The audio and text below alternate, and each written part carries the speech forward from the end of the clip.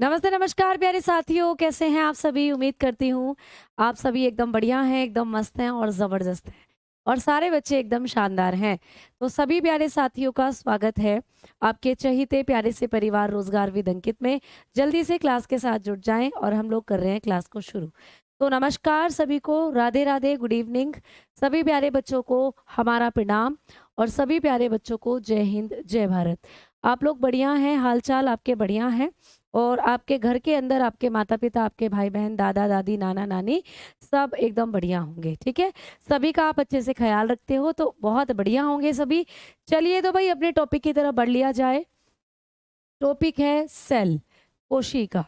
हम लोग बात कर रहे हैं कोशिका के बारे में और कोशिका के बारे में हम लोग पढ़ेंगे कोशिका के अंदर पाए जाने वाले कोशिकांगों के बारे में। तो कल की क्लास में मैंने आपको कोशिका के टाइप बताए थे कि भाई कोशिका दो तरीके की है, प्रोकैरियोटिक, यूकैरियोटिक। प्रोकैरियोटिक में मैंने कहा था कि केंद्रक नहीं होता है, ना माइटोकॉन्ड्रिया होता है, ना ही एंडोप्लाज्मिक रेटिकुलम होता है और राइबोसोम केवल 70s प्रकार के होते हैं। जबकि यूकैरियोटिक के अंदर अगर हम बात करते हैं तो यहाँ सारी चीजें आपको देखने को मिलती हैं। अगर प्रोकैरियोटिक कोशिका के एग्जाम्पल की बात करें तो जीवाणु या नीली हरी शैवाल। लेकिन अगर यूकैरियोटिक की एग्जाम्पल पूछे तो एक कोशिकीय जीव जैसे अमीबा, पैरामीशियम यूग्लिना और प्यारे बच्चे जंतु और पादप सभी में ये होती है। तो हम बात कर रहे थे कोशिका के अंदर पाए जाने वाले कोशिकांगों की। तो कोशिकांग की जब हम बात करेंगे, सेल ऑर्गेनल्स की जब हम लोग बात करेंगे, तो सेल ऑर्गेनल्स में हमको क्या क्या पढ़ना है। तो कल मैंने आप लोगों को पढ़ा दिया था दो चीजों को, कोशिका भित्ति और कोशिका झिल्ली। आ जाओ बात करते हैं अब केंद्रक के बारे में, बात करेंगे न्यूक्लियस के बारे में, ठीक है। तो कोशिका के केंद्र में पाई जाने वाली संरचना, इसको कहते हैं भाई केंद्रक यानी कि न्यूक्लियस। प्रश्न आएगा कि केंद्रक की खोज किसने करी थी? तो हम लोग बताएंगे कि जो केंद्रक है इसकी डिस्कवरी करी थी रॉबर्ट ब्राउन ने, प्यारे बच्चे। किसने? रॉबर्ट ब्राउन ने। तो आपको पेपर में पूछा जाएगा कि केंद्रक की खोज किसने और कब करी थी, तो आप बताएंगे 1831 में रॉबर्ट ब्राउन नाम के साइंटिस्ट ने, रॉबर्ट ब्राउन ने करी थी किसकी खोज? तो बताना केंद्रक की खोज, ठीक है। तो केंद्रक की खोज 1831 में करी थी रॉबर्ट ब्राउन ने। आगे बात करेंगे कि मैम केंद्रक जो है इसको क्या कहते हैं। तो केंद्रक को कहते हैं कोशिका का मस्तिष्क, ठीक है। इसको कोशिका का मस्तिष्क कहते हैं बेटा। तो आपको प्रश्न पूछा जाएगा कि कौन सा कोशिकांग है जिसे कोशिका का मस्तिष्क कहते हैं। तो केंद्रक जो होता है इसी को कहते हैं कोशिका का मस्तिष्क। क्लियर हो गई बात? तो केंद्रक की खोज जो करी थी वो रॉबर्ट ब्राउन ने करी थी 1831 में। के केंद्रक को क्या कहते हैं? केंद्रक को कोशिका का मस्तिष्क कहते हैं, ब्रेन ऑफ सेल। इसी को कहते हैं ब्रेन ऑफ सेल, कोशिका का मस्तिष्क, ठीक है। समझ में आ गई बात? अब आगे बात करेंगे मैम केंद्रक में क्या होते हैं। तो केंद्रक में डीएनए और आरएनए पाए जाते हैं, ठीक है। केंद्रक में डीएनए और आरएनए पाए जाते हैं। समझ में आई बात? तो केंद्रक के अंदर क्या होता है? केंद्रक में डीएनए और आरएनए, लिखना, केंद्रक में डीएनए और आरएनए पाए जाते हैं। तो कभी भी आपको पूछे कि कोशिका के अंदर डीएनए और आरएनए कहाँ पाए जाते हैं, तो आप कहेंगे कि केंद्रक के अंदर डीएनए और आरएनए पाए जाते हैं। ठीक भाई, बात समझ में आई? अब मैडम जी थोड़ा सा ये समझाओ कि केंद्रक को कोशिका का मस्तिष्क क्यों कहते हैं। आपने लिख रखा है कि केंद्रक को कोशिका का मस्तिष्क कहते हैं। तो प्यारे बच्चे, जैसे आपके पूरे शरीर को आपका मस्तिष्क कंट्रोल करे हुए है, आपका जो दिमाग है वो आपके पूरे शरीर को कंट्रोल कर रहा है। अगर हमारा दिमाग खराब हो गया, मस्तिष्क में कोई आघात हो गया, तो हमारा शरीर हो सकता है अच्छे से काम ना करे। वैसे ही एक पूरी कोशिका की जब बात करते हैं, मान लो ये एक पूरी कोशिका है, इसके बीचों बीच में मिलता है केंद्रक। इसके बीचों बीच एक संरचना होती है, उसको कहते हैं केंद्रक यानी कि न्यूक्लियस। ठीक है, तो ये ही केंद्रक, ये न्यूक्लियस पूरी कोशिका को कंट्रोल करता है। यानी कि एक पूरी कोशिका किसके नियंत्रण में होती है? आप कहेंगे केंद्रक के नियंत्रण में। तो पूरी कोशिका को केंद्रक कंट्रोल करता है, इसीलिए केंद्रक को कहा जाता है कोशिका का मस्तिष्क। ठीक है, समझ में आ गई बात। रॉबर्ट ब्राउन है बेटा, रॉबर्ट हुक ने खोजा था कोशिका को और रॉबर्ट ब्राउन ने खोजा था केंद्रक को। ठीक है, आगे बात करें। चलिए, अब आपने लिख रखा है कि केंद्रक में क्या मिलते हैं? डीएनए और आरएनए मिलते हैं। तो DNA and RNA, DNA and RNA present in nucleus. तो ये पूछा जाएगा कि न्यूक्लियस में या डीएनए और आरएनए पूरी कोशिका में कहाँ होते हैं। तो ये जो आपको केंद्रक दिख रहा है, इसी में बैठे रहते हैं डीएनए और प्यारे बच्चे आरएनए। ठीक है, अब प्रश्न आएगा कि मैम डीएनए की फुल फॉर्म और आरएनए की फुल फॉर्म। तो आ जाओ, लिख लो डीएनए की फुल फॉर्म और आरएनए की फुल फॉर्म। अगर आपको पूछे डीएनए की फुल फॉर्म क्या होती है, तो बताएंगे डीऑक्सी, डीऑक्सी राइबो। ठीक है, डीऑक्सी राइबो न्यूक्लिक एसिड। क्या होती है प्यारे बच्चों? Deoxy ribo nucleic acid. ये है डीएनए की फुल फॉर्म। हिंदी में भी लिखते हैं डीऑक्सी, डीऑक्सी राइबो न्यूक्लिक अम्ल, डीऑक्सी राइबो न्यूक्लिक अम्ल। ये होती है डीएनए की full form, deoxy ribo nucleic अम्ल। ठीक है, तो कभी भी आपको पूछे डीएनए की फुल फॉर्म क्या है, तो आप बताएंगे डीऑक्सी राइबो न्यूक्लिक एसिड। ठीक है, मैम डीएनए क्या है? तो डीएनए हमारा आनुवांशिक पदार्थ है। डीएनए क्या है प्यारे बच्चों? आनुवांशिक पदार्थ है। डीएनए क्या है? आनुवांशिक पदार्थ है। मतलब डीएनए है जेनेटिक मटेरियल। मतलब हमारे मम्मी पापा के अंदर जो डीएनए है, उसी के जैसा डीएनए हमारे अंदर है। तो हम हमारे मम्मी पापा के हैं, ये कैसे पता चलेगा? डीएनए के द्वारा। तो जो डीएनए हमारे मम्मी पापा के अंदर है, उसी का मैच डीएनए हमारे अंदर है। तो डीएनए से ही पहचान की जाती है कि कौन किसकी संतान है। जैसे मेरा डीएनए मेरे मम्मी पापा से मिलता है 80 से 90%, तो इससे पहचान हो सकती है कि मैं उनकी संतान हूँ। तो इसी को कहते हैं आनुवांशिक पदार्थ। तो डीएनए हमें हमारे मम्मी पापा से मिलता है। ठीक है, तो डीएनए होता है प्यारे बच्चे आनुवांशिक मटेरियल। आगे बात करें तो मैम जो डीएनए है, इसकी संरचना कैसी होती है? तो डीएनए की संरचना प्यारे बच्चे, अगर डीएनए को देखोगे, डीएनए की स्ट्रक्चर अगर आप देखोगे, तो डीएनए ऐसा दिखेगा जैसे दो रस्सियां आपस में लड़ रही हों।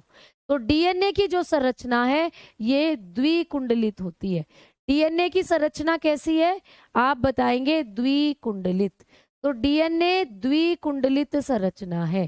कैसा होता है भाई डीएनए? द्विकुंडलित संरचना है। डीएनए डबल हेलिक्स होता है, डबल हेलिक्स। तो डीएनए डबल हेलिक्स है। मैम कैसा दिखता है डबल हेलिक्स का मतलब?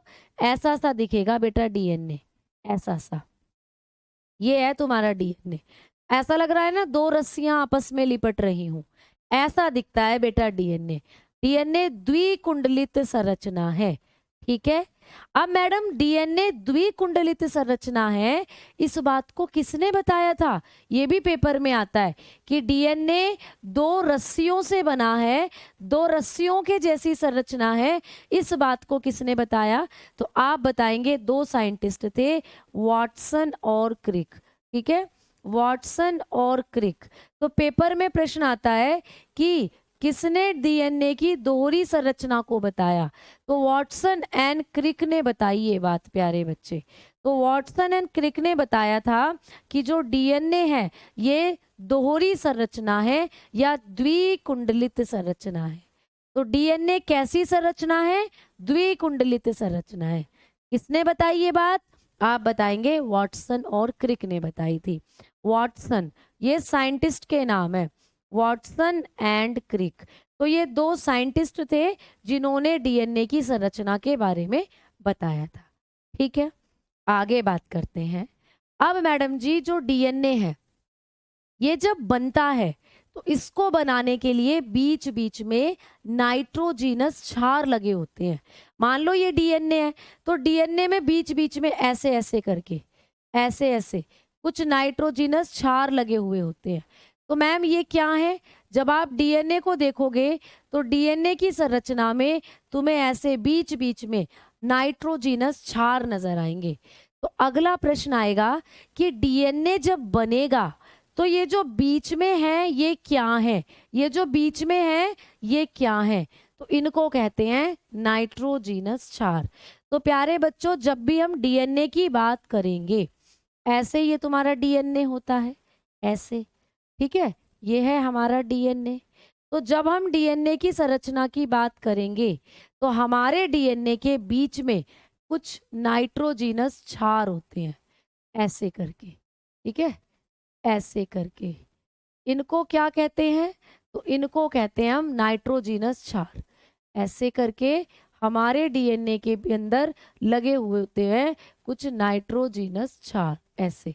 तो ये क्या है? इनको कहा जाता है नाइट्रोजीनस क्षार, नाइट्रोजीनस क्षार। ठीक है, बहुत अच्छे से सुनते चलना, नाइट्रोजीनस क्षार। ठीक, मैं कमेंट कम पढ़ूंगी, पढ़ाऊंगी ज्यादा, क्योंकि इस हफ्ते में सिलेबस करना है कवर अप। ठीक है, 1-2 टॉपिक जो बच जाएंगे उनको मैं एक दिन मैराथन लेकर आपको कवर कराऊंगी। तो आ जाओ, नाइट्रोजीनस क्षार, इनको कहते हैं प्यारे बच्चे नाइट्रोजीनस, नाइट्रोजीनस बेस। इनको कहा जाता है नाइट्रोजीनस बेस। अब आपको पेपर में आएगा कि ये नाइट्रोजीनस क्षार जो है, जो ऐसे ऐसे डीएनए को बना रहे हैं, ये कितने प्रकार के होते हैं? तो बेटा ये 2 प्रकार के होते हैं। नाइट्रोजीनस क्षार 2 होते हैं। कौन कौन से? एक है प्यूरीन, एक है प्यारे बच्चे प्यूरीन। ठीक है, एक है प्यूरीन।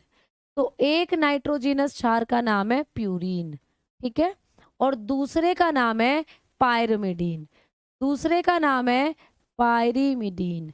तो ये नाइट्रोजीनस क्षार 2 तरीके के होते हैं, प्यूरीन और पायरिमिडीन। ठीक है, प्यूरीन और पायरिमिडीन 2 होते हैं ये नाइट्रोजीनस क्षार, प्यूरीन, पायरिमिडीन। ठीक है मैम, प्यूरीन भी 2 होते हैं, बिल्कुल भाई। ये जो प्यूरीन है इनको भी 2 भागों में बांटा गया है। कौन कौन से हैं? एडिनिन, एडिनिन पहले नंबर पर है, एडिनिन। ठीक है, एडिनिन, जिसको हम ए से लिखते हैं बेटा, एडिनिन को हम ए से निरूपित करते हैं, ए। और दूसरा है ग्वैनीन, दूसरा है प्यारे बच्चे ग्वैनीन। पहले लिख लो फिर समझाऊंगी। दूसरा है ग्वैनीन। तसल्ली से पहले मुझे लिखने दो, फिर मैं तुम्हें एक एक करके फिर से समझा दूंगी। तो दूसरा है ग्वैनीन, जिसे हम जी से लिखते हैं, जिसे हम जी से लिखते हैं।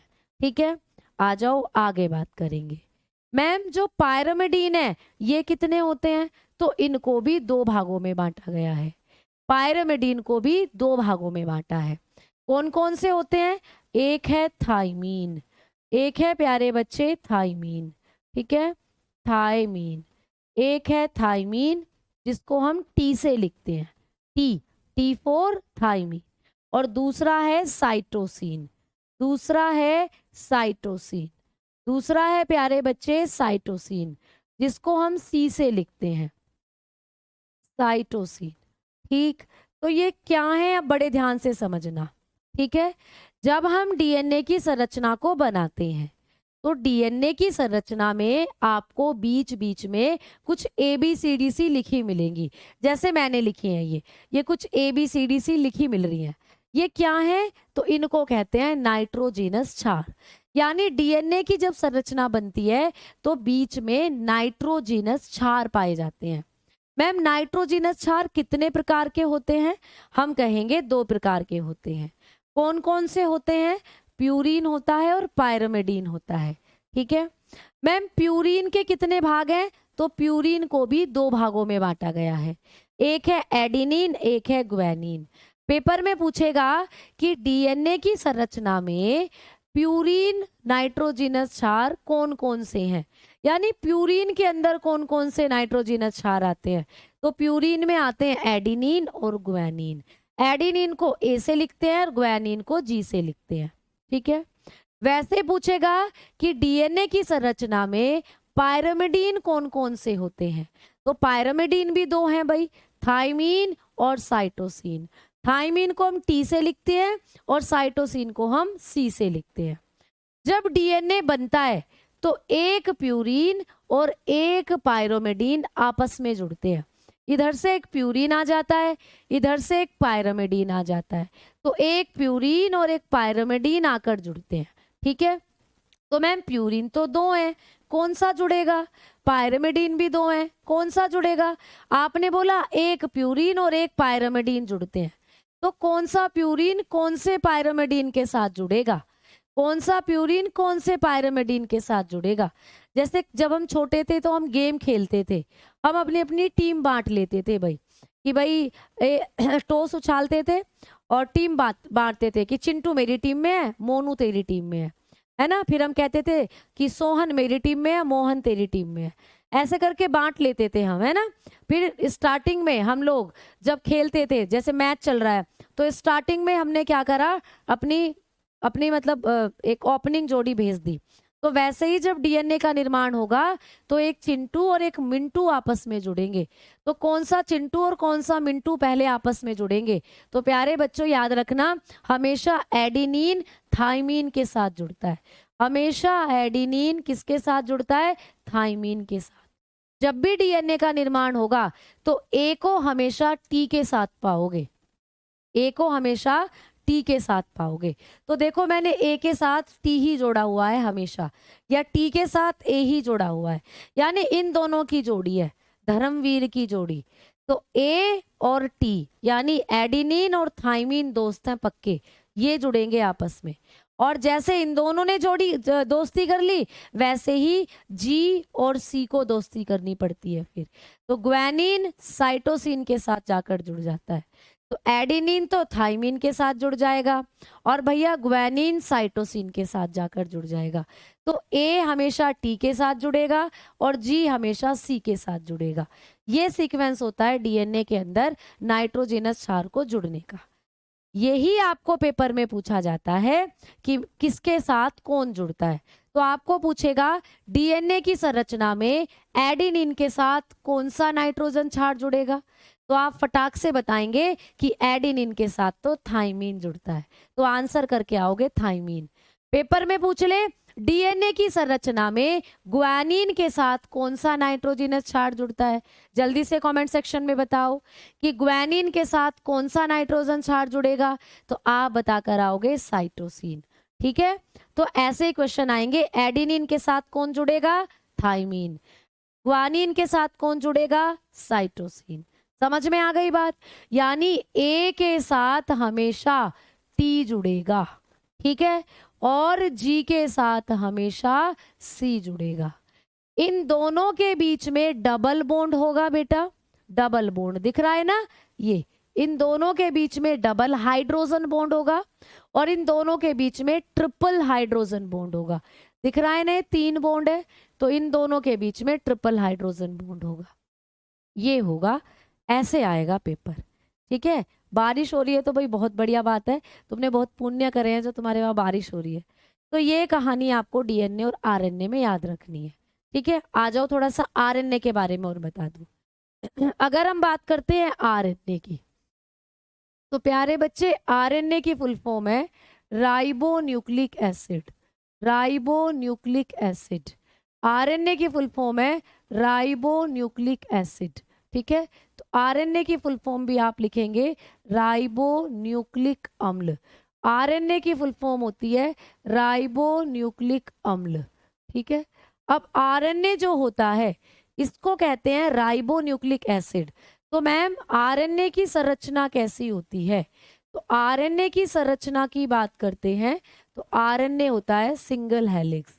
आरएनए की स्ट्रक्चर की बात करेंगे तो आरएनए बेटा एक कुंडलित संरचना है, एक कुंडलित संरचना है, मतलब ये एक ही कुंडली से बना हुआ है, एक कुंडलित रचना है आरएनए जो होता है, ठीक है, सिंगल हेलिक्स है। आरएनए होता है सिंगल हेलिक्स, ठीक। आरएनए कैसा दिखेगा? आरएनए तुम्हें ऐसा दिखता है, ऐसा। इसमें एक ही रस्सी है, सिंगल हेलिक्स होता है आरएनए। मैम आरएनए क्या काम करता है? आरएनए का क्या कार्य है? जैसे डीएनए तो आनुवांशिक पदार्थ था, वैसे आरएनए क्या है? तो आरएनए प्रोटीन बनाता है। आरएनए क्या करता है? प्रोटीन बनाने का होता है इसका काम। तो ये प्रोटीन बनाता है, प्रोटीन बनाना, ठीक है। इसका काम क्या है? प्रोटीन बनाना। तो आरएनए प्रोटीन सिंथेसिस करता है या प्रोटीन फॉर्मेशन। आरएनए का काम होता है कोशिका के अंदर प्रोटीन बनाना, ठीक। क्लियर? आगे बढ़े, चलो। तो आपने डीएनए भी पढ़ लिया, आपने आरएनए भी पढ़ लिया, ठीक है। बेटा हो सकता है मैडम की तबीयत खराब हो, तो आरुषि मैम की तबीयत खराब हो सकती है, मेरी उनसे बात नहीं हुई है, तो इसीलिए वो क्लास नहीं ले पा रही हैं शायद, क्योंकि मैम जो है वो थोड़ा सा मतलब प्रेगनेंसी अपने टाइम से गुजर रही हैं, तो इसीलिए हो सकता है उनकी दिक्कत चल रही है, क्योंकि गर्मी बहुत ज़्यादा है। तो इन दिनों में तो नॉर्मल व्यक्ति को थोड़ी दिक्कत हो जाती है, तो मैम तो प्रेग्नेंट है, इसीलिए थोड़ी दिक्कत उन्हें हो रही होगी, ठीक है। चलो आओ, इसीलिए आपकी क्लास शायद नहीं हो रही है। आगे चले मेरे प्यारे बच्चों, चलिए। तो अब आप लोगों ने न्यूक्लियस के बारे में इतनी चीजें थी जो आपको पढ़नी थी। आ जाओ अगले कोशिकांग की तरफ, अब हम लोग बढ़ रहे हैं। अगला कोशिकांग कौन सा है भाई? तो अगला कोशिकांग है माइटोकॉन्ड्रिया। कोशिका के अंदर अगला कोशिकांग है माइटोकॉन्ड्रिया, ठीक है। माइटोकॉन्ड्रिया, जिसको हम लोग बोलते हैं सूत्री कणिका या सूत्र कणिका, ठीक है, जिसको हम लोग बोलते हैं सूत्र कणिका। तो प्यारे बच्चे, सूत्र कणिका की खोज किसने करी थी, आपको पूछे तो आओ भाई बताएंगे। कभी भी पूछे इसकी खोज किसने करी थी, इसको किसने डिस्कवर किया था, तो आप लोग बताकर चलेंगे कि इसको डिस्कवर किया था कोलीकर ने। प्यारे बच्चे, इसने कोलीकर नाम के साइंटिस्ट ने, कोलीकर, ठीक है। तो कोलीकर नाम के साइंटिस्ट ने माइटोकॉन्ड्रिया को डिस्कवर किया था, ठीक। अब इसके बारे में दो चार पॉइंट है कि माइटोकॉन्ड्रिया शब्द किसने दिया था, माइटोकॉन्ड्रिया शब्द किसने दिया था, यानी सूत्री कणिका को या माइटोकॉन्ड्रिया टर्म किसने दी थी, तो ये शब्द दिया था बेंडा ने। प्यारे बच्चे, किसने? बेंडा ने। तो माइटोकॉन्ड्रिया शब्द को किसने दिया था? बेंडा ने दिया था माइटोकॉन्ड्रिया शब्द। और माइटोकॉन्ड्रिया को बायोप्लास्ट किसने कहा था? बायोब्लास्ट किसने कहा? माइटोकॉन्ड्रिया का नाम बायोब्लास्ट। माइटोकॉन्ड्रिया को बायोब्लास्ट के नाम से भी किसने कहा? बायोब्लास्ट। तो माइटोकॉन्ड्रिया को बायोब्लास्ट किसने कहा, या माइटोकॉन्ड्रिया को बायोब्लास्ट जो शब्द दिया था, बायोब्लास्ट जो टर्म दी थी माइटोकॉन्ड्रिया के लिए, वो किसने दी थी? तो आप बताएंगे ऑल्टमैन ने, ऑल्टमैन ने, ठीक है। तो ऑल्टमैन जो थे, इन्होंने माइटोकॉन्ड्रिया को क्या कहा? बायोब्लास्ट कहा। और बेंडा जी ने माइटोकॉन्ड्रिया शब्द दिया और माइटोकॉन्ड्रिया की खोज करी थी कोलीकर ने। तो जब भी खोज पूछेगा कोलीकर ऑप्शन लगाकर आना। माइटोकॉन्ड्रिया शब्द किसने दिया? बेंडा ने। और माइटोकॉन्ड्रिया को बायोब्लास्ट किसने कहा? आप कहोगे ऑल्टमैन ने। माइटोकॉन्ड्रिया को क्या कहते हैं? तो माइटोकॉन्ड्रिया को कोशिका का पावर हाउस कहते हैं, ठीक है। कोशिका का पावर हाउस, ऊर्जा गृह कहा जाता है, इसको कहते हैं कोशिका का ऊर्जा गृह, यानी कि power house of the cell. Paper में पूछ लेगा कि कोशिका का पावर हाउस किसको कहा जाता है, तो आप कहेंगे माइटोकॉन्ड्रिया को। तो माइटोकॉन्ड्रिया जो है उसको हम लोग कोशिका का पावर हाउस कहते हैं, ठीक है। समझ में आ गई बात? क्लियर? अब एक बच्ची बोल रही है कि कोमल शर्मा, हाँ जी प्यारे बच्चे, शादी हो चुकी है मैडम की, ठीक है। आओ आगे बात करते हैं। तो अरे ये इरेज क्यों हो जाता है? कोशिका का ऊर्जा गृह कहते हैं, ऊर्जा गृह कहते हैं, ठीक है। तो माइटोकॉन्ड्रिया को ही कोशिका का ऊर्जा गृह कहते हैं। क्लियर? अब क्यों कहते हैं ऊर्जा गृह? क्योंकि एक कोशिका के अंदर जो ऊर्जा होती है, जो एनर्जी है, वो इसी में रहती है, माइटोकॉन्ड्रिया में। तो माइटोकॉन्ड्रिया क्या बारे में क्या पढ़ना है कि माइटोकॉन्ड्रिया में क्या होता है, यहाँ एटीपी का निर्माण होता है, एटीपी का निर्माण होता है। तो ये पूछा जाएगा कि कोशिका में एटीपी का निर्माण कहाँ होता है, तो आप बताना माइटोकॉन्ड्रिया में एटीपी फॉर्मेशन होता है प्यारे बच्चे, इसके अंदर एटीपी फॉर्मेशन। तो ये पूछा जाता है कि कोशिका में एटीपी फॉर्मेशन कहाँ होता है, तो एटीपी फॉर्मेशन होता है, आप बताएंगे माइटोकॉन्ड्रिया में। अब कई बच्चे सोच रहे हैं कि मैम कोशिका का इसको पावर हाउस क्यों कहते हैं और एटीपी क्या होता है। तो प्यारे बच्चे, जैसे आपके घरों में बिजली आती है, आप कहते हो इतने एम्पियर की बिजली आ रही है, भाई बिजली को एम्पियर में मापते हो, है ना। और जो आपके देश में करेंसी चलती है उसको रुपये में नापते हो कि मेरे पास तो 10 रुपये हैं, मेरे पास तो 1 लाख रुपए हैं, ऐसे करके। वैसे ही हमारे शरीर में जो कोशिका है उसके अंदर जो ऊर्जा बन रही है, जो एनर्जी बन रही है, उसको हम लोग एटीपी में मेजर करते हैं, एटीपी में। तो ये एटीपी किसके अंदर बनते हैं, माइटोकॉन्ड्रिया में। तो सारी की सारी एनर्जी इसी में है, माइटोकॉन्ड्रिया में, इसीलिए इसको कहते हैं कोशिका का ऊर्जा गृह। ठीक है, तो अब थोड़ी सी बात एटीपी के बारे में बताती हूँ।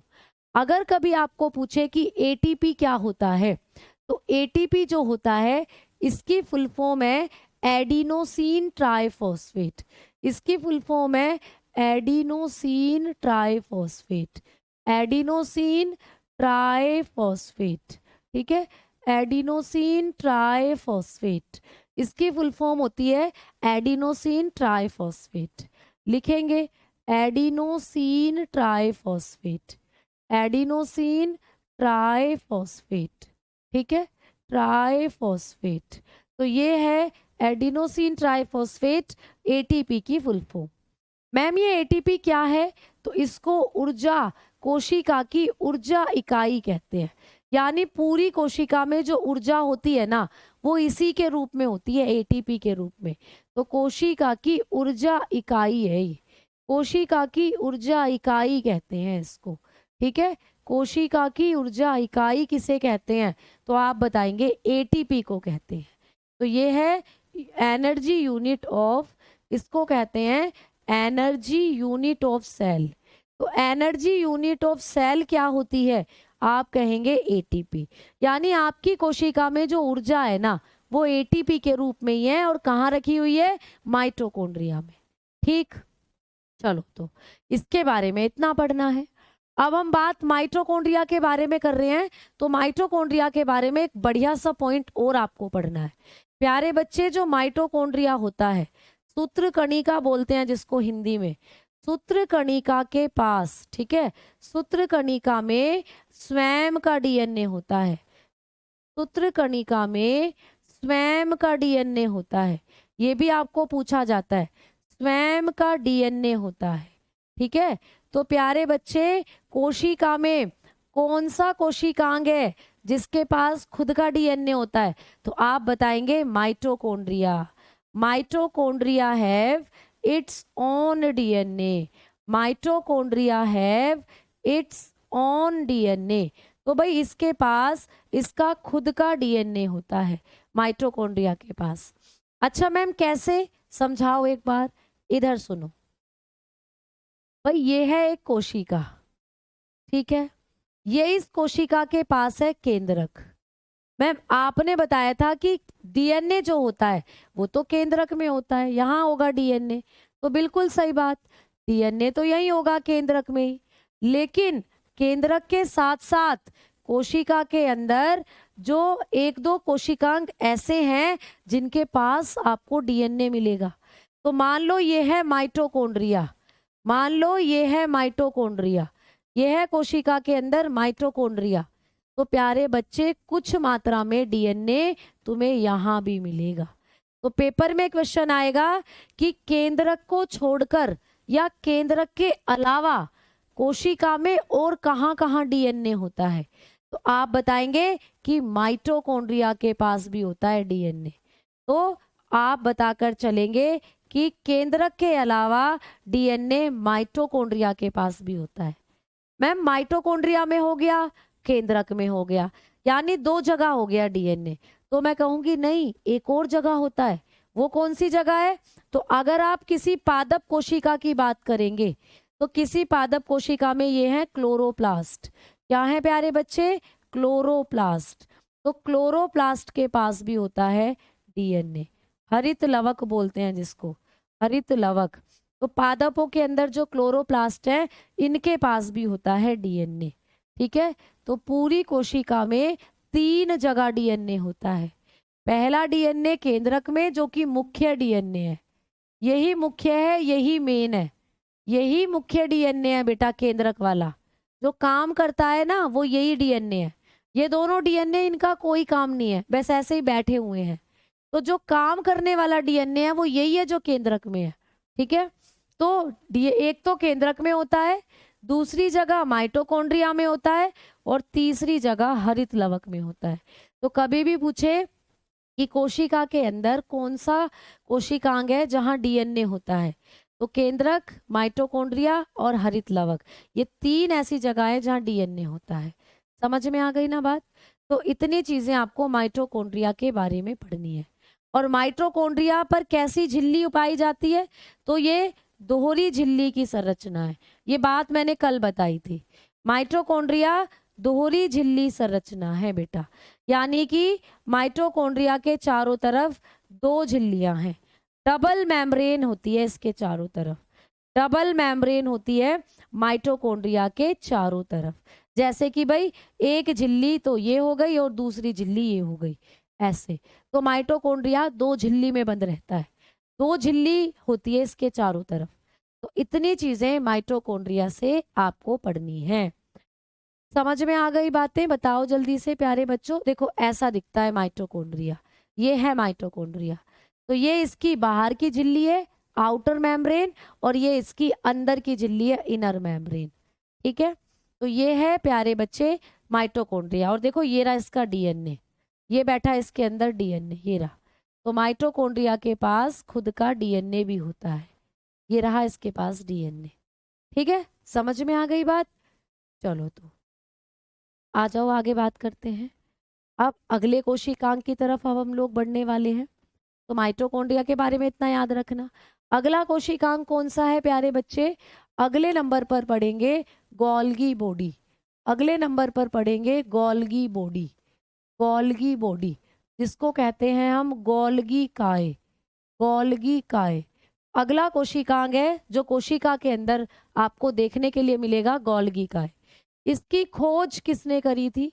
आप बताएंगे। इसकी जो डिस्कवरी करी थी, इसकी जो खोज करी थी, वो किसने करी? तो बताना, कैमिलो गोल्गी ने करी थी।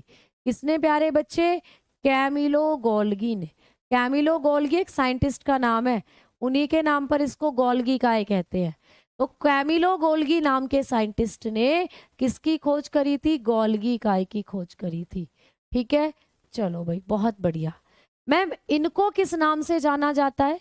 इन्हें कहते हैं कोशिका का यातायात प्रबंधक, यातायात प्रबंधक कहते हैं। ठीक है,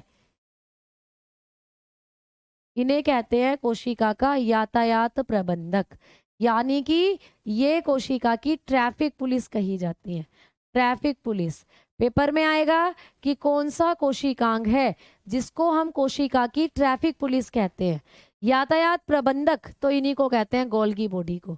और भी नाम है इनका प्यारे बच्चे, इनको हम लोग बंडल ऑफ सेल भी कहते हैं, बंडल ऑफ सेल। ठीक है, बंडल यानी कि कोशिका के बंडल के नाम से भी जानी जाती है, ये बंडल भी कहते हैं इनको। ठीक, तीसरा इनको हम लोग और किस नाम से जानते हैं? इनको हम लोग पैकर्स के नाम से भी जानते हैं, पैकर्स। ठीक है, तो इनको हम कोशिका का पैकर्स भी बोलते हैं, पैकर्स। तो ये सारे नाम हैं इनके। ठीक है, तो ये सारे नाम किसके हैं? गोल्गी बॉडी के। तो गोल्गी बॉडी को इतने नाम से जानते हैं। तो कुछ भी करके आ सकता है पेपर में, ट्रैफिक पुलिस आ जाए, बंडल करके आ जाए, पैकर्स करके आ जाए। ठीक है, अब देखो इनको क्यों बोलते हैं ऐसे प्यारे बच्चे? क्योंकि ये जो गोल्गी बॉडी होती है ना, ये प्रोटीन को पैक करती है बेटा। तो ये क्या करती हैं? तो ये प्रोटीन को पैक करने का काम करती हैं। प्रोटीन व दूसरे पदार्थों को, दूसरे पदार्थों को, प्रोटीन व दूसरे पदार्थों को पैक करती हैं बेटा, पैक करती हैं। ठीक है, तो कोशिका के अंदर जो प्रोटीन बनी है ना, मान लो ये कोशिका है, ठीक, ये कोशिका में बन रही है प्रोटीन, ये रही। तो इस प्रोटीन को ये गोल्गिकाएं पैक करती हैं, ऐसे ऐसे जगह जगह, जगह जगह प्रोटीन को पैक करती हैं, या दूसरे पदार्थों को। तो ये प्रोटीन को पैक करने का काम करती हैं, इसीलिए इनको पैकर्स, या प्रोटीन के गट्ठर बनाती हैं, बंडल, तो इसीलिए इनको बंडल। और पूरी कोशिका के अंदर जो प्रोटीन बिखरी हुई है उसको एक साथ इकट्ठा करती हैं। जैसे ट्रैफिक पुलिस ट्रैफिक को साफ करती है, वैसे ही पूरी कोशिका की सफाई कर रही हैं, इसीलिए इनको ट्रैफिक पुलिस कहा जाता है। ठीक है, समझ में आ गई बात? ठीक, क्लियर? आगे बात करेंगे भाई। चलो, तो ये पॉइंट आपको याद रखने हैं गोल्गी बॉडी के बारे में। अब ये जो गोल्गी बॉडी है ना, ये क्या बनाती है? तो आप बताना, शुक्राणु का एक्रोसोम बनाती है। शुक्राणु का एक्रोसोम, एक्रोसोम बनाती है बेटा। ये शुक्राणु का एक्रोसोम बनाती है मैडम, मतलब ये क्या होता है? तो जो शुक्राणु है, मान लो ऐसे ऐसे से होते हैं शुक्राणु, लड़कों के अंदर जो शुक्राणु बनते हैं वो ऐसे से दिखते हैं। तो ये जो इनका सबसे आगे वाला भाग होता है, इसको कहते हैं एक्रोसोम, इस वाले भाग को कहते हैं एक्रोसोम। तो प्यारे बच्चे, ये जो एक्रोसोम है ना, ये बना हुआ होता है गोल्गी बॉडी का, यानी यहाँ गोल्गी बॉडी मिलती है। तो शुक्राणु का एक्रोसोम बनाने का काम कौन करती है? गोल्गी बॉडी करती है।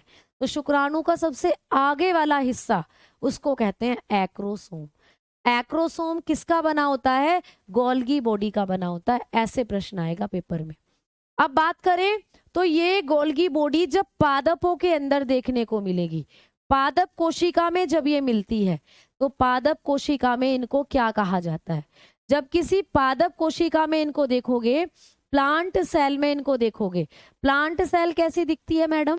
तो ये है भाई पादप कोशिका, ये है पादप कोशिका। तो पादप कोशिका के अंदर जब इनको देखोगे गोल्गी बॉडी को, ये रही, ये रही, तो इनको आप लोग एक और नाम से जान सकते हो। ठीक है भाई, ये है क्या? जंतु कोशिका, ये है जंतु कोशिका।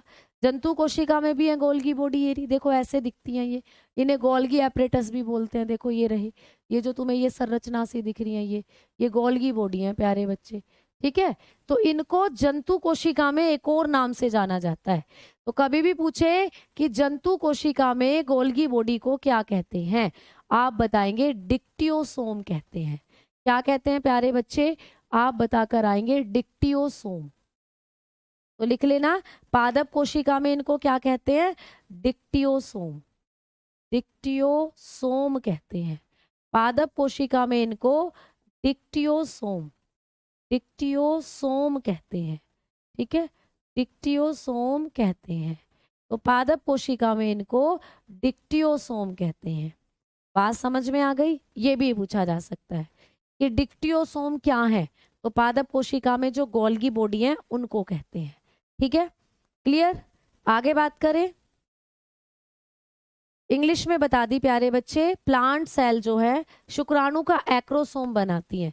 तो लो लिख लो, acrosome of sperm, acrosome, acrosome of sperm, ये बनाती हैं एक्रोसोम ऑफ स्पर्म, शुक्राणु का एक्रोसोम बनाती है।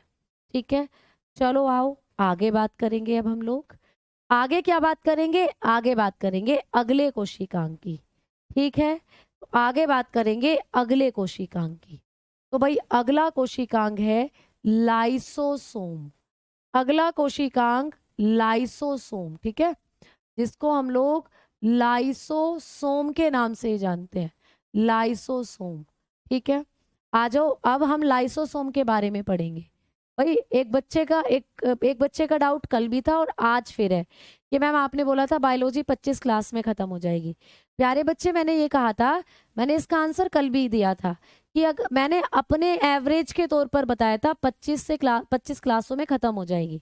लेकिन आप लोग जो हैं, आप लोगों को चीजें समझाने में टाइम लगता है बेटा, क्योंकि मुझे लग रहा है कुछ बच्चे हैं जो जैसे जस्ट 12वीं के बाद आए हैं, पहली बार बायो को पढ़ रहे हैं, तो थोड़ा सा उन्हें टाइम लगता है पढ़ने में, समझने में। तो एक ही चीज को मुझे कई बार आपको समझाना पड़ता है।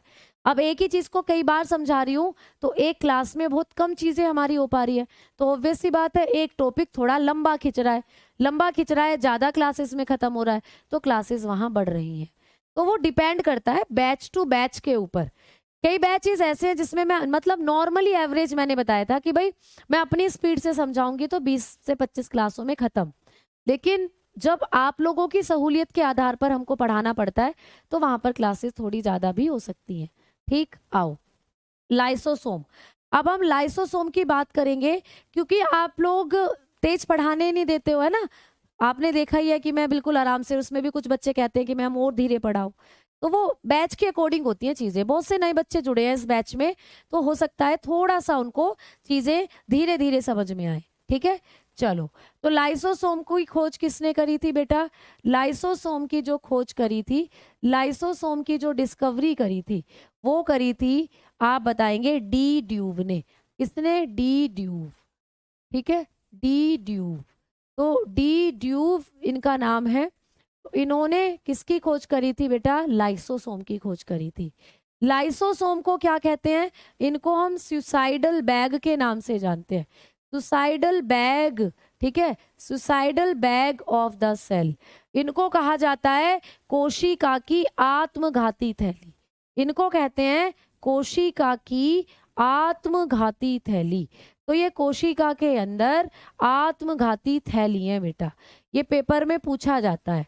इनको कोशिका की आत्मघाती थैली कहते हैं। ठीक, समझ में आ गई बात? आगे एक और इनके बारे में याद रखना, इनको कोशिका के क्या कहते हैं प्यारे बच्चे? पाचक थैली भी कहा जाता है।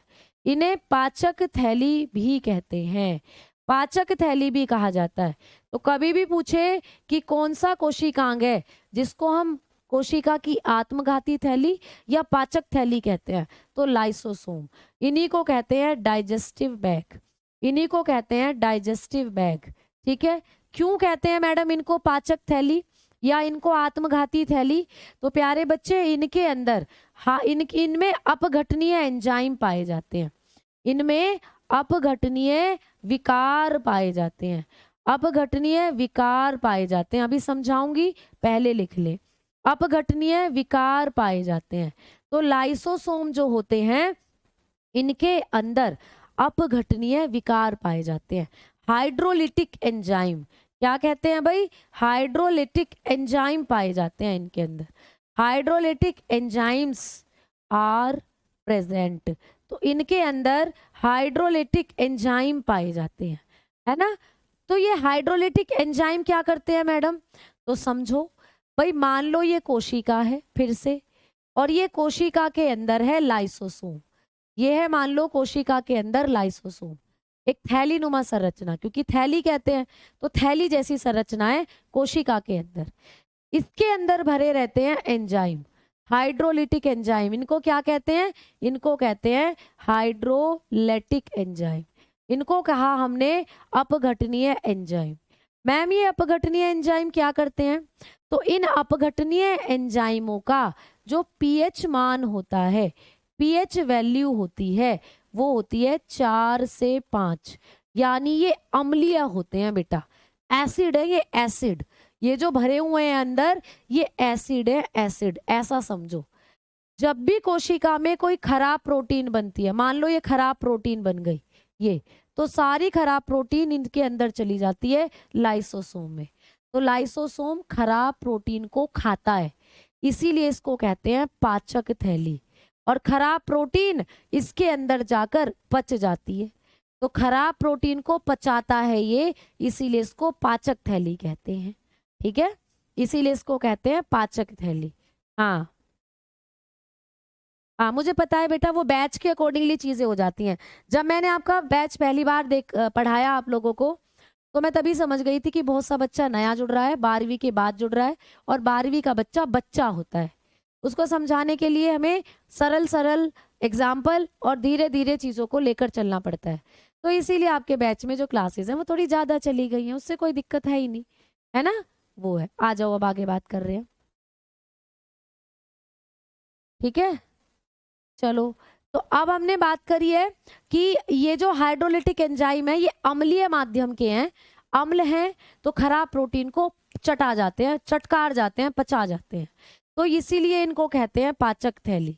लेकिन मैम, आत्मघाती थैली क्यों कहते हैं? क्योंकि प्यारे बच्चे, ये हाइड्रोलिटिक एंजाइम कभी कभी बहुत ज्यादा बन जाते हैं। कोई मान लो बहुत ज्यादा बन गए, ये बन गए, ये बन गए, ये बन गए, बहुत ज्यादा बन गए, तो ये जो लाइसोसोम होता है ना, ये फट जाता है ऐसे करके। ये लाइसोसोम फट जाता है। जब लाइसोसोम फट जाता है तो सारे हाइड्रोलिटिक एंजाइम पूरी कोशिका में फैल जाते हैं, और पूरी कोशिका के अंदर जितने भी कोशिकांग थे वो मर जाते हैं। तो पूरी कोशिका ही मर जाती है। तो कोशिका कोई आत्महत्या करवा देता है ये, इसीलिए इसको कहते हैं आत्मघाती थैली। इसीलिए इसको कहा जाता है आत्मघाती थैली। ठीक है, समझ में आ गई बात? इतनी बात लाइसोसोम के बारे में पढ़नी है? इतने पॉइंट पढ़ने हैं लाइसोसोम के बारे में। अब हम आगे बात कर रहे हैं। ठीक भाई, अब हम चल रहे हैं आगे की तरफ। अब बढ़ेंगे कि मैम, नहीं बेटा, एनिमल सेल को हम आंखों से नहीं देख सकते। सिर्फ हाँ, शुतुरमुर्ग का अंडा है जिसको आप आंखों से देख सकते हो। शुतुरमुर्ग के अंडे की कोशिका आपको दिखाई दे जाएगी आंखों से। ठीक है, चलो, अब आगे बात कर रहे हैं। अगला कोशिकांग जो कोशिका में पाया जाता है, राइबोसोम। अगला कोशिकांग है राइबोसोम। और राइबोसोम के बारे में तो मैंने आपको बताया था जब प्रोकैरियोटिक और यूकैरियोटिक पढ़ी थी। राइबोसोम, ठीक है। तो भाई, राइबोसोम की खोज किसने करी थी? आप बताएंगे। राइबोसोम की खोज करी थी पेलाडे ने। किसने प्यारे बच्चे? पेलाडे ने। ठीक, पेलाडे। तो पेलाडे नाम के साइंटिस्ट ने राइबोसोम की डिस्कवरी करी थी, राइबोसोम की खोज करी थी। तो राइबोसोम की जो डिस्कवरी हुई थी वो किसने करी थी? पेलाडे नाम के साइंटिस्ट ने। पैलड या पेलाडे बोल देते हैं। अब मैम, राइबोसोम का क्या नाम है? तो राइबोसोम को कहते हैं प्रोटीन की फैक्ट्री। क्या कहते हैं? प्रोटीन की फैक्ट्री। तो कभी भी आपको पूछे कि कौन सा कोशिकांग है जिसे प्रोटीन की फैक्ट्री कहते हैं, तो आप बताएंगे राइबोसोम। तो प्रोटीन की फैक्ट्री किसको कहते हैं? राइबोसोम को। तो राइबोसोम प्रोटीन की फैक्ट्री के नाम से जाने जाते हैं, प्रोटीन फैक्ट्री। तो प्रोटीन फैक्ट्री हम लोग किसको कहते हैं? राइबोसोम को कहते हैं प्रोटीन फैक्ट्री। अब मैम, क्यों कहते हैं इनको प्रोटीन फैक्ट्री? क्योंकि प्यारे बच्चे, इनका जो काम है, राइबोसोम का जो काम है, कभी भी आपको कहीं भी राइबोसोम लिखा मिले तो समझ जाना राइबोसोम का काम होता है प्रोटीन बनाना। तो इनका काम है प्रोटीन संश्लेषण। प्यारे बच्चे, प्रोटीन का संश्लेषण करते हैं, प्रोटीन का संश्लेषण। तो ये क्या करते हैं? प्रोटीन संश्लेषण करते हैं, इसीलिए इनको कहते हैं प्रोटीन की फैक्ट्री। यानी ये प्रोटीन निर्मित करते हैं, प्रोटीन बनाते हैं। तो इनका काम होता है प्रोटीन सिंथेसिस। ये करते हैं प्रोटीन सिंथेसिस, यानी ये प्रोटीन का निर्माण करते हैं बेटा। इसीलिए इनको हम कहते हैं प्रोटीन की फैक्ट्री। पूरी कोशिका में जहां भी राइबोसोम ये मिलेंगे ना, वहां हमेशा प्रोटीन बनेगी। तो ये प्रोटीन बनाते हैं, इसीलिए इनको कहते हैं प्रोटीन की फैक्ट्री। ठीक, आओ मैम, ये कितने प्रकार के होते हैं? तो भाई, ये 2 प्रकार के होते हैं। ये कितने टाइप्स के होते हैं? तो इनके टाइप्स होते हैं 2। मैंने आपको दोनों बताए थे। ये 2 प्रकार के होते हैं, 70S राइबोसोम और 80S राइबोसोम। आपने दोनों पढ़े हैं, 70S राइबोसोम और 80S राइबोसोम। तो ये 2 प्रकार के होते हैं, 70S और 80S राइबोसोम। तो ये 2 प्रकार के हैं, ये आपको पढ़ना है। ठीक है, तो इतना आपको राइबोसोम के बारे में पढ़ना है। इतना आपको राइबोसोम के बारे में पढ़ना है। निशी प्यारे बच्चे, शुक्रिया, बहुत बहुत धन्यवाद। ठीक भाई, ठीक। अब देखो बच्चों के कमेंट आ ही गए। अनुराग बोल रहे हैं मैम इतना तेज मत पढ़ाओ। बेटा मैं तेज नहीं पढ़ा रही हूँ, मैं तो एकदम आराम से पढ़ा रही हूँ आपको। तेज पढ़ा ही नहीं रही हूँ मैं तो एक एक चीज को आपको दो दो बार समझाकर, दो दो बार बोलकर तब आगे बढ़ रही हूँ। तो भाई आपने राइबोसोम के बारे में पढ़ लिया। पेलाडे ने खोज करी थी। प्रोटीन की फैक्ट्री कहते हैं इनको। क्यों कहते हैं? क्योंकि यहाँ पर होता है प्रोटीन संश्लेषण। जहां भी राइबोसोम आएगा वहां पर प्रोटीन का निर्माण होगा, तो इसीलिए यहाँ सबसे ज्यादा प्रोटीन बनती है। तो राइबोसोम को कहते हैं प्रोटीन की फैक्ट्री। और ये होते हैं दो प्रकार के, 70S और प्यारे बच्चे 80S। ठीक है, अब मैं आगे बढ़ रही हूँ। अब अगला कोशिकांग हम लोग पढ़ेंगे। अगला कोशिकांग कौन सा है जो पढ़ना है? ये है प्यारे बच्चे ER। ER, ER की full form endoplasmic reticulum. Endoplasmic reticulum, ठीक है, एंडोप्लाज्मिक रेटिक्यूलम। ये है अगला कोशिका, जिसको बोलते हैं अंतःद्रव्य जालिका। अंतःद्रव्य जालिका, ठीक है। अभी तक जितने कराए हैं इसको कराने के बाद सारे रिवाइज करा दूंगी। तो आ जाओ, अंतःद्रव्य जालिका। मैम इसकी खोज किसने करी थी? इसकी खोज की बात करें, इसकी डिस्कवरी करी थी पॉटर ने प्यारे बच्चे। इसने, पॉटर ने। पॉटर, हैरी पॉटर का नाम सुना है? ये है पॉटर। तो पॉटर ने डिस्कवर करा था एंडोप्लाज्मिक रेटिक्यूलम को। मैम एंडोप्लाज्मिक रेटिक्यूलम को क्या कहते हैं? इसको कहते हैं कोशिका का अंतःकंकाल। कोशिका का अंतःकंकाल कहते हैं, ठीक है, अंतःकंकाल।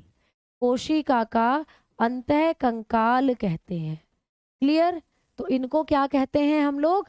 कोशिका का अंतःकंकाल। एंडोस्केलेटल, क्या कहते हैं भाई? Endoskeleton of cell. इनको कहा जाता है कोशिका का अंतःकंकाल। ठीक, चलो आगे बात करेंगे कि मैम ये कितने प्रकार के होते हैं। तो ये भी दो प्रकार के होते हैं। ये भी दो प्रकार के होते हैं। कौन कौन से होते हैं? तो भाई आप बताएंगे। ये होते हैं दो प्रकार के। एक होता है आप लोग लिखेंगे रफ ER।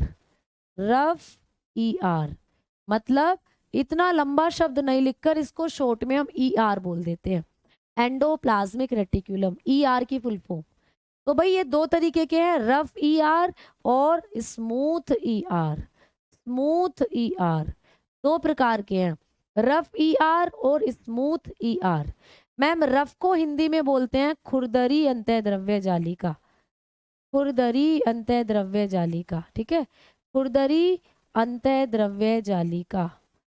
अंतःद्रव्य जालिका, खुरदरी अंतःद्रव्य जालिका, ठीक है। और बेटा स्मूथ को बोलते हैं कोमल अंतःद्रव्य जालिका। कोमल अंतःद्रव्य जालिका, ठीक है, कोमल अंतःद्रव्य जालिका। ठीक, तो ये दो प्रकार की होती है, खुरदरी और अंतःद्रव्य जालिका। आपको पूछेगा खुरदरी अंतःद्रव्य जालिका खुरदरी क्यों है? खुरदरा शब्द तो समझते हो ना, जो खुरदरा खुदरा हो। तो ये खुरदरी क्यों है? क्योंकि इन पर आकर चिपक जाते हैं राइबोसोम। इन पर आकर चिपक जाते हैं राइबोसोम। देखो इस केंद्रक के आसपास तुम्हें ये संरचनाएं दिख रही है, ये वाली, ये जो नीली नीली दिख रही है, ये हैं प्यारे बच्चे ER। वो एंडोप्लाज्मिक रेटिक्यूलम। तो एक ये हो गए, एक ये हो गए। तो ये एंडोप्लाज्मिक रेटिक्यूलम जो है ये दो तरीके के हैं।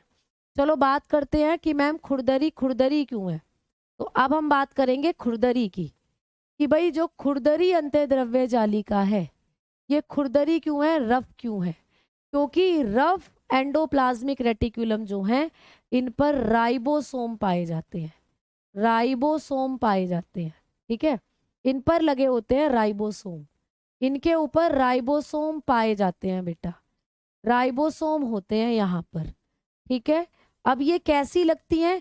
ऐसी लगती है जैसे खुरदरी खुरदरी हो गई हो, जैसे ये अंत्य द्रव्य जालिका है, ऐसे ये अंत्य द्रव्य जालिका है, ये इन पर देखो ऐसे ऐसे राइबोसोम चिपक जाते हैं, ऐसे ऐसे ये, तो तुम्हें ऐसी लगती हैं ये जैसे खुरदरी खुरदरी। जैसे एक पेज पर आप मोती चिपका दो और उस पेज के ऊपर हाथ फेरो तो वो पेज आपको खुरदरा खुरदरा लगेगा, उस पे मोती आपको चुभेंगे। तो इस पर आ जाते हैं राइबोसोम आकर जुड़ जाते हैं, ये राइबोसोम है जिसकी वजह से खुरदरी लगती है। तो इसका काम क्या है ये भी पूछा जाता है, खुरदरी अंत्य द्रव्य जालिका का। तो मैंने कहा था ना, जहां भी राइबोसोम आएंगे वहां पर प्रोटीन का संश्लेषण होगा। तो खुरदरी अंत्य द्रव्य जालिका भी क्या करती है, प्रोटीन संश्लेषण करती है। इसका काम क्या है, प्रोटीन संश्लेषण, ये पूछा जाएगा। तो खुरदरी अंत्य द्रव्य जालिका का क्या काम होता है, प्रोटीन सिंथेसिस।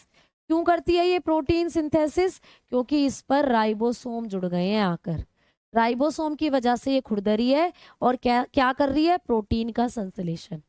भाई आप कोमल की अगर बात करोगे, कोमल अंत्य द्रव्य जालिका की बात करोगे, स्मूथ की अगर हम लोग बात करेंगे, तो स्मूथ जो है इन पर कोई राइबोसोम नहीं जुड़े हुए, ये स्मूथ है, ये स्मूथ है, यहाँ कोई राइबोसोम नहीं है, तो ये चिकनी सी लगती हैं, कोमल लगती हैं।